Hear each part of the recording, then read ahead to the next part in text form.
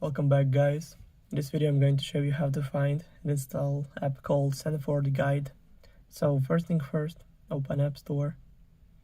Just click on that blue icon right here on your home screen. Then make sure that you log in on your Apple ID account. Then click on the search button right here. And in the search bar, typing Sanford Guide and go. Search right here.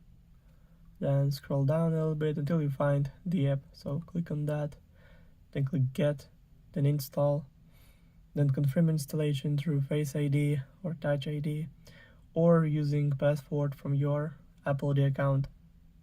So now it's all done. The app is only 32 megabytes. Also, all links will be in the description of this video. Hope you guys enjoy.